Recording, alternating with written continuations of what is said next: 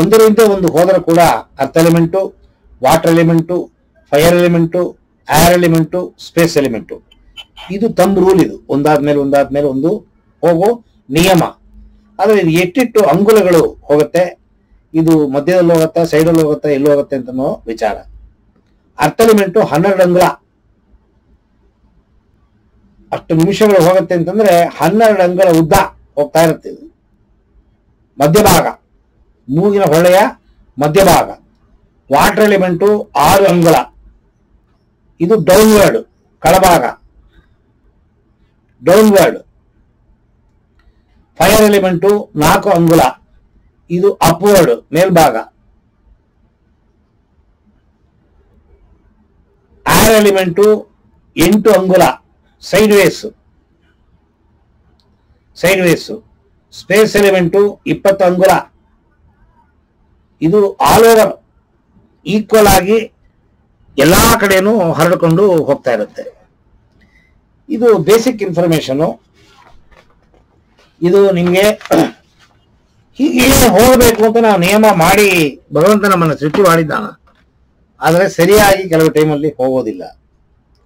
ಯಾತಕ್ಕ ಸರಿಯಾಗಿ ಹೋಗೋದಿಲ್ಲ ಅಂತಂದ್ರೆ ಹೊರಲೋಕದ ವಾತಾವರಣ.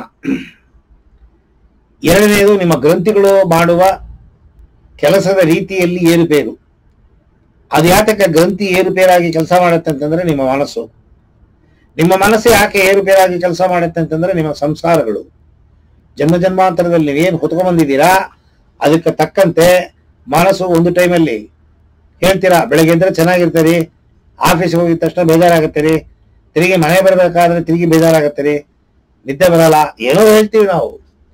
ಇದೆಲ್ಲ ಯಾಕೆ ಇದರ ಭಾವನೆಗಳು ನಮ್ಮಲ್ಲಿ ಆಗತ್ತೆ ಅಂತಂದ್ರೆ ನಾವು ಹೊತ್ಕೊಂಡ್ಬಂದಿರೋ ವಸನಗಳು, ಸಂಸ್ಕಾರಗಳು, ಕರ್ಮಗಳು, ಅದರ ಅನುಸಾರ ಇವುಗಳೆಲ್ಲ ಮಾರ್ಪಡುತ್ತಾ ಹೋಗುತ್ತೆ. ಸೊ ಇವುಗಳು ಚೇಂಜ್ ಆಯ್ತು ಅಂತಂದ್ರೆ ಆಟೋಮೆಟಿಕ್ ಆಗಿ ಎಲ್ಲ ಚೇಂಜ್ ಆಗುತ್ತೆ.